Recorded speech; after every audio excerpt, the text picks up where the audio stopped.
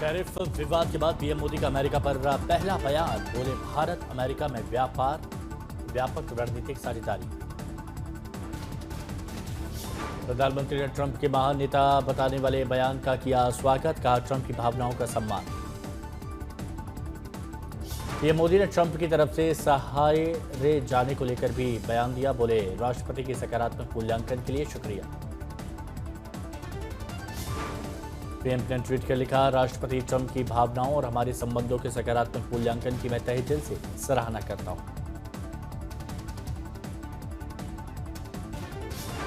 PM ने आगे कहा, भारत और अमेरिका के बीच एक अत्यंत सकारात्मक और दूरदर्शी वैश्विक रणनीतिक साझेदारी। विदेश मंत्री जयशंकर बोले, भारत अमेरिका रिश्तों को पीएम मोदी हमेशा प्राथमिकता देते हैं। Prime Minister Modi obviously attaches enormous importance to our partnership with the United States.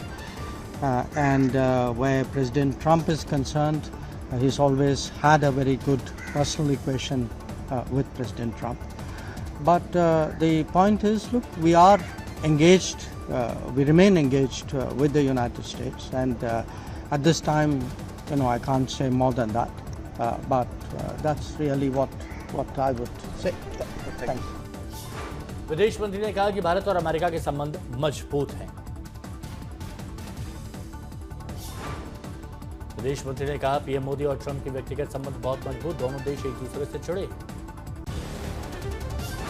Tariff पर तनातनी के बीच डोनाल्ड ट्रंप ने भारत और रूस को लेकर बयान दिया। ट्रुथ सोशल पर लिखा, लगता है हमने भारत और रूस को खतरनाक चीन के हाथों खो दिया।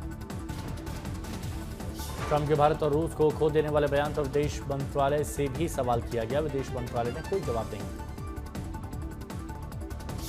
रूस से भारत का तेल खरीदना ट्रंप को नागवार गुजर रहा है। कहा, इसीलिए भारत पर 50% टैरिफ लगाया। साथ ही अमेरिका के रक्षा मंत्रालय का नाम बदलकर फिर से डिपार्टमेंट ऑफ वॉर किया गया। आज देश भर में मनाई जा रही है अनंत चतुर्दशी। विधि विधान से गणपति बप्पा की मूर्ति का विसर्जन किया जा रहा है। अनंत चतुर्दशी पर बप्पा की भावुक विदाई। भक्त लगा रहे गणपति बप्पा मोरिया के नारे। मंदिरों के साथ पंडालों और घरों में विराजे बप्पा को विदाई। अगले साल फिर गणपति बप्पा के आने का इंतजार। महाराष्ट्र समेत देश भर में गाजे बाजे के साथ बप्पा की प्रतिमा का विसर्जन। 10 दिन तक भव्य गणेशोत्सव के बाद बप्पा की विदाई। लाल बाग में पारंपरिक कोली बैंड के साथ बप्पा की शानदार विदाई। बैंड बाजे और ढोल नगाड़ों पर नाचते दिखे श्रद्धालु। एमपी के राजगढ़ में ईद मिलन के जुलूस में सेव फिलिस्तीन सेव गाजा के झंडे फहराए गए। पुलिस ने मौके पर पहुंचकर स्टिकर हटवाया। एसडीओपी बोले, ऐसे कदम में माहौल बिगड़ सकता है। दोषियों के खिलाफ एफआईआर दर्ज। अमेठी में 12 वफा जुलूस के दौरान माहौल बिगाड़ने की कोशिश। जुलूस में युवकों ने फिलिस्तीन का झंडा लहराया। सुल्तानपुर में भी ईद मिलादुन्नबी के जुलूस में लहराया गया फिलिस्तीनी झंडा। पुलिस जांच कर रही है।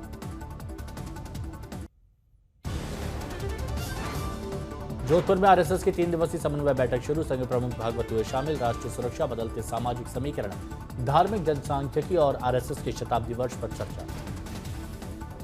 8 दिवसीय यात्रा पर भारत आ रहे मॉरिशस के प्रधानमंत्री राम गुलाम। पहली द्विपक्षीय यात्रा में कई मुद्दों पर बात होगी।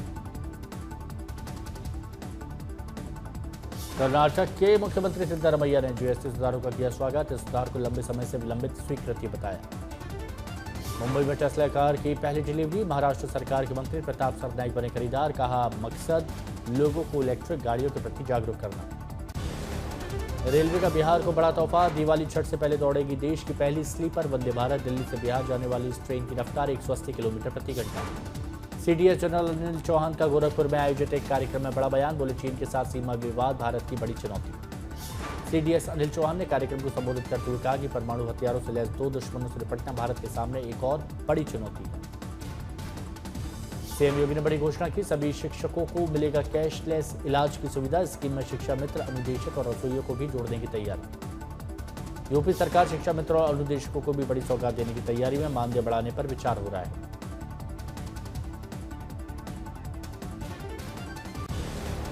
जीएसटी के बाद निर्यातकों को राहत देने की तैयारी। सूत्रों के मुताबिक ट्रंप टैरिफ से प्रभावित उद्योगों के लिए आएगा स्पेशल पैकेज। पंजाब सीएम भगवंत मान की बिगड़ी तबीयत, फोर्टिस अस्पताल में शिफ्ट कराए गए। एबीवीपी का लखनऊ यूनिवर्सिटी में प्रदर्शन। बाराबंकी में रामस्वरूप विश्वविद्यालय में छात्रों पर हुए लाठीचार्ज के विरोध में जुलूस निकाला।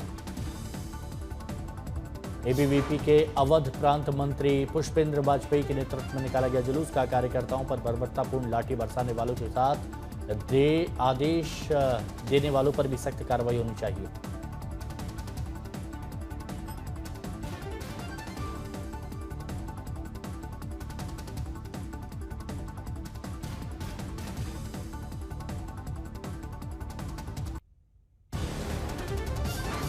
वडोदरा में कडाड़ा बांध से भी छोड़ा गया पानी। वहीं सागर नदी का जलस्तर बढ़ने से कई गांवों में पानी घुस गया। दिल्ली के ओल्ड यमुना ब्रिज इलाके के पास दर्ज यमुना नदी का जलस्तर अभी भी 207 मीटर पर। राजस्थान के टोंक में सहोदरा नदी में अचानक आई बाढ़ में फंसे एक ही परिवार के 7 लोग, टापू पर लिए जा रहे शरण। संगम नगरी प्रयागराज में बाढ़ का कहर, चारों तरफ दिखा जल सैलाब। घाटों पर दुकानदार और लोगों की बड़ी मुश्किलें। बगहा में गंडक नदी का कहर, सैकड़ों लोग बेघर हुए, आंखों के सामने ढह गए कई घर, लोग परेशान।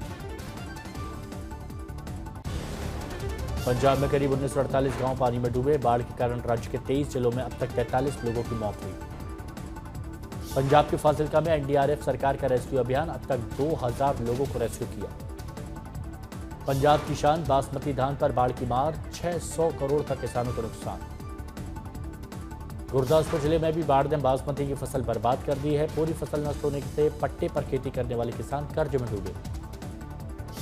पंजाब के मोगा में दिखाई इंसानियत की मिसाल। बाढ़ में सड़क बही तो ग्रामीणों ने स्कूली बच्चों के लिए मानव पुल बनाया। गुजरात में भारी बारिश की आशंका, मौसम विभाग ने रेड अलर्ट जारी किया है। भरूच में नर्मदा नदी में बाढ़, जलस्तर खतरे के निशान 24 फीट से ऊपर।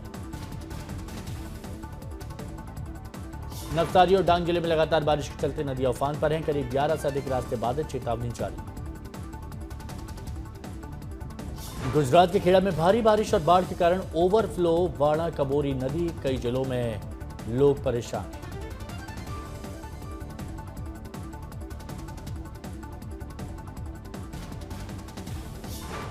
खेड़ा में वाणा कबोरी नदी से 5 लाख क्यूसेक पानी छोड़े जाने के बाद महिसागर नदी में बाढ़ के हालात।